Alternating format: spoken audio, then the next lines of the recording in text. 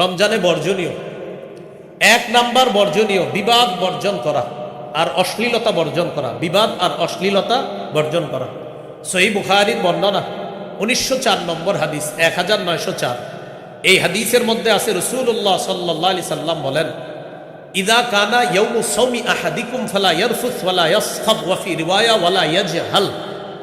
তোমাদের কেউ যখন রোজা রাখবা, রোজা রাখা অবস্থায় কেউ গালি দিবা না, উল্টাপাল্টা কথা বলবা না, মুখে কোনো অশ্লীল বাক্য আনবা না, অশ্লীল কর্ম করবা না।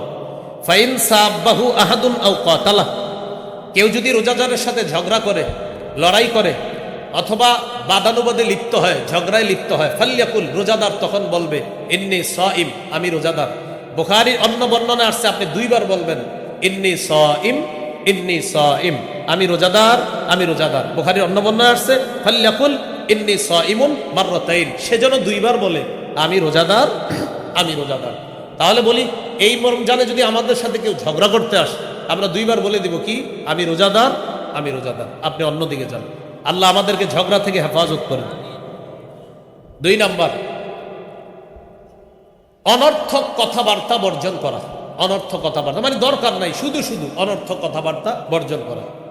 সহিহ বুখারীর বর্ণনা 2477 নম্বর হাদিস, রাসূলুল্লাহ সাল্লাল্লাহু আলাইহি সাল্লাম বলেন, ইন্নাল্লাহা কারিহা লাকুম সালাসা, আল্লাহ তোমাদের জন্য 3টি বিষয় অপছন্দ করেছে। প্রিয় মুসলমান ভাইয়ারা, আল্লাহ আমাদের জন্য কয়টি বিষয় অপছন্দ করেছেন? কিলা ওয়া কাল, 1 নাম্বার অনর্থক কথাবার্তা আল্লাহ অপছন্দ করেছেন।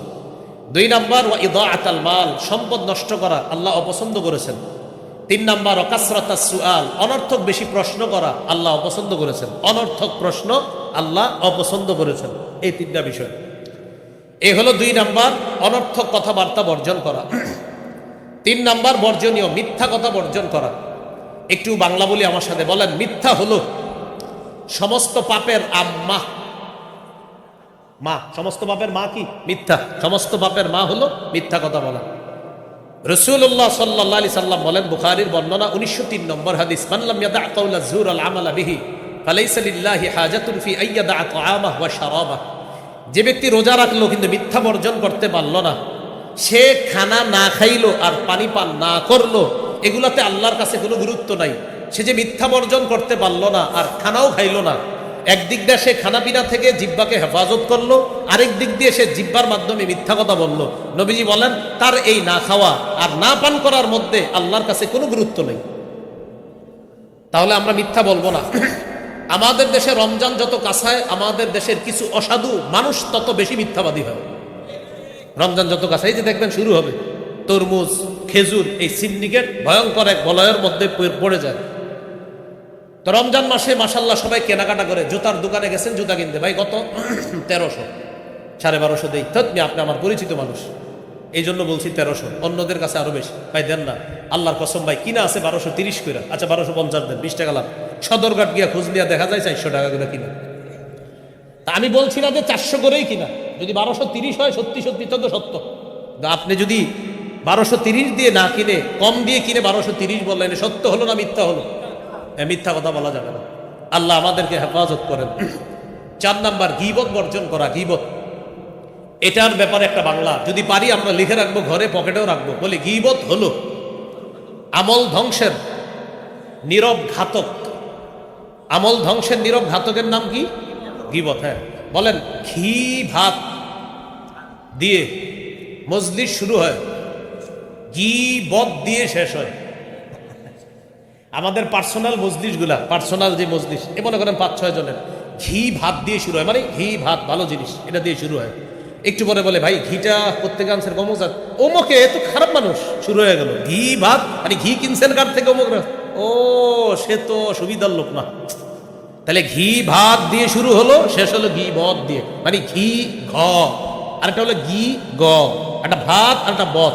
তো ঘি ভাত ভালো জিনিস, এটা যাতে যেতে হয়ে যায় গীবতের মধ্যে। তো জিহ্বার মধ্যে আপনার গীবত দেখবেন, ঘি ভাত এটাও মজার জিনিস, গীবতও মজা। মজার ব্যাপার দুটোটার জন্য জিহ্বা মজা, খুব মজা। গীবতে কিন্তু অনেক মজা, আবার ঘি ভাত এটাও মজা। তো সবই মজা, এই জন্য এক মজা ভালো আর এক মজা খারাপ। তো গীবত এটা আমল ধ্বংসের নীরব ঘাতক। আল্লাহ আমাদেরকে হেফাজত করেন। এবার একটা গুরুত্বপূর্ণ বিষয়, ঝগড়া করি কি দিয়ে? আচ্ছা, অনর্থক কথা বলি কি দিয়ে? মিথ্যা বলি কি দিয়ে? গীবত করি কি দিয়ে? তাহলে কি বোঝা গেল? ঝগড়াও জিব্বা দিয়ে, গীবতও জিব্বা দিয়ে, মিথ্যাও জিব্বা দিয়ে, অনর্থক কথাও জিব্বা দিয়ে। তাই আজকে থেকে জিব্বাকে অনর্থক কথা থেকে বাঁচাতে হবে, ঝগড়া থেকে বাঁচাতে হবে।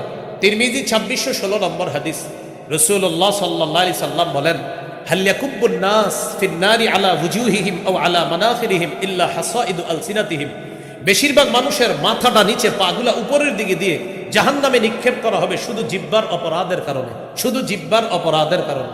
ভাই, আমরা জিহ্বার অপরাধ থেকে নিজেদেরকে বাঁচানোর চেষ্টা করব, আল্লাহ তৌফিক দান করেন।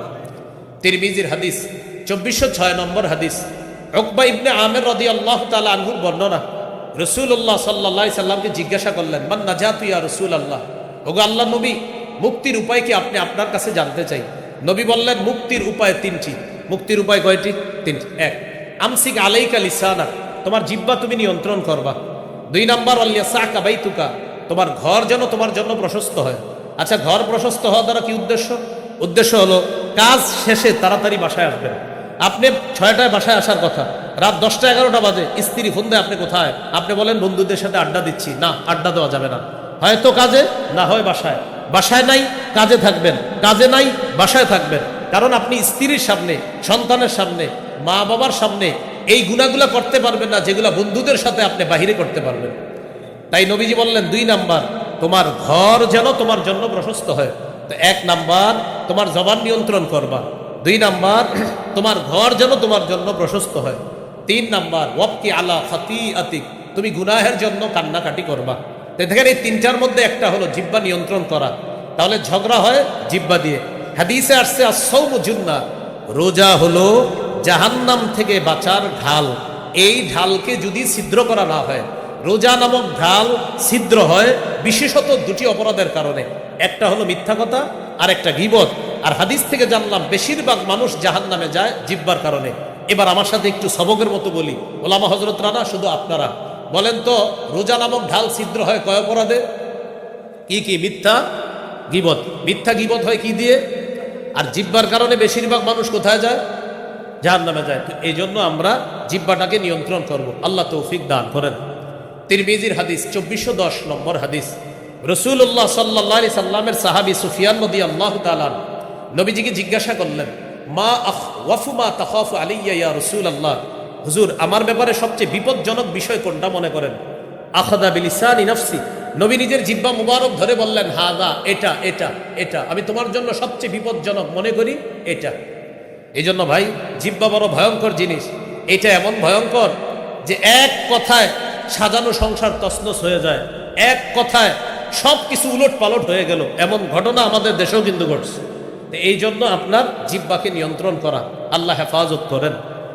তিরমিজির হাদিস 2407 নম্বর হাদিস, এই হাদিসের মধ্যে আসছে, রাসূলুল্লাহ সাল্লাল্লাহু আলাইহি সাল্লাম বলেন, ইদা আসবাহা ইবনু আদম, আদম সন্তান যখন সকালবেলা ঘুম থেকে ওঠে, ফাইনাল আযা কুল্লাহা তুকাফিরুল লিসান, সমস্ত অঙ্গ প্রত্যঙ্গগুলা জিহ্বাকে ডেকে বলে, ও জিহ্বা, ইত্তাকিল্লাহা ফিনা, তুমি আমাদের ব্যাপারে আল্লাহকে ভয় করো।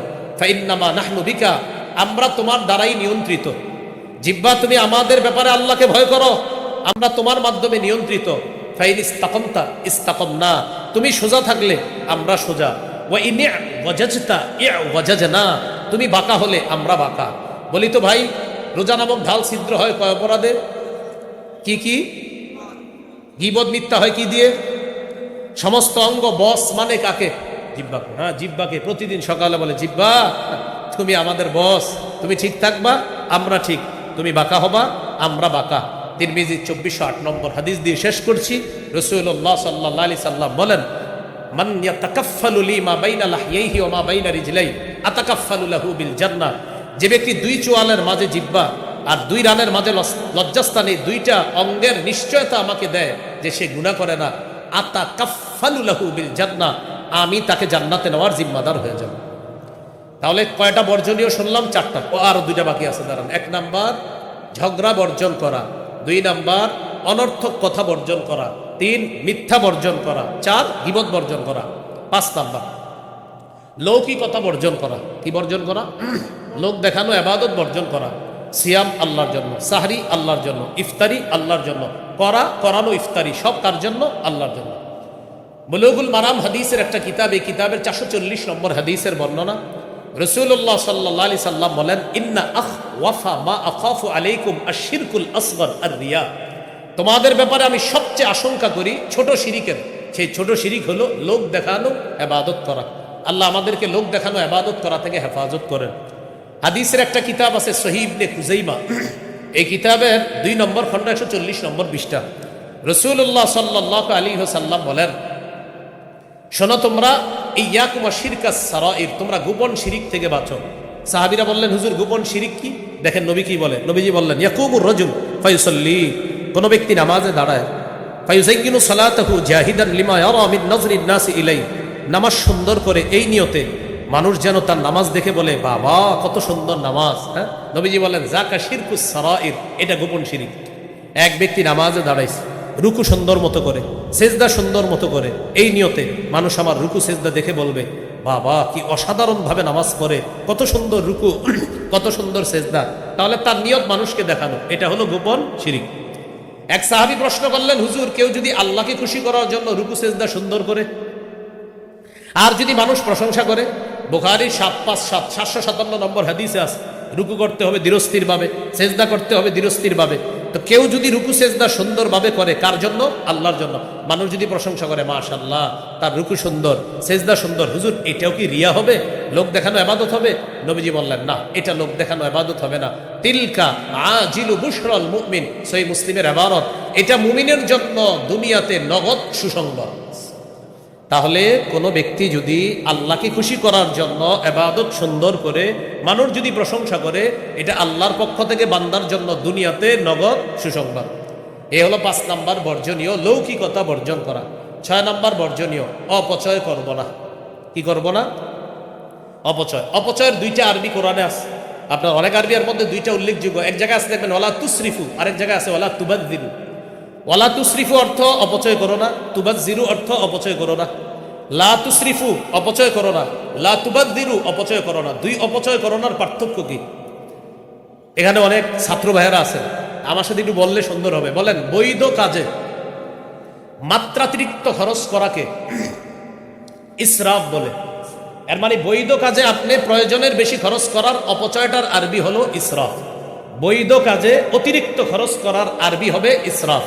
অর্থাৎ বৈধ কাজে আপনি অপচয় করতেছেন, এটার আরবি কি হবে? ইসরাফ। এবার বলেন, অবৈধ কাজে কম বেশি খরচ করাকে তাবযির বলা হয়। মানে অবৈধ কাজে কম খরচ করেন, বেশি খরচ করেন, এটাই অপচয়, আর এটার আরবি হলো তাবযির। এই জন্য কোরআনে যেখানে আছে ওয়ালা তুবাযযির তাবযিরা, এটা মানে অবৈধ খরচ করবা না, এটা অপচয়। আর দেখবেন কোরআনে আছে কুলু, খাও, ওয়াশরাবু, পান করো, ওয়ালা তুসরিফু, তো খাওয়া তো ভালো জিনিস, পান করা ভালো জিনিস, আল্লাহ বলছে ওয়ালা তুসরিফু, অতিরিক্ত খাও না। মানে আর আমাদের রোজাদারের, রমজান মাসে রোজাদাররা দলিল দেয়, আল্লাহ নাকি বলছে বেশি খাইতে বেশি পান করতে রমজানে, আল্লাহ জানে এই কথা কই পাইছে। তখন সাথে সাথে বলে, আল্লাহ নাকি বলছে কুলু ওয়াশরাবু, খালি খাওয়ার পান করো। এটা বইলে কি বলে? মাগরিবের জামাতে যায় না, আপনার ইফতারি করতে করতে মাগরিবের জামাতে যায় না।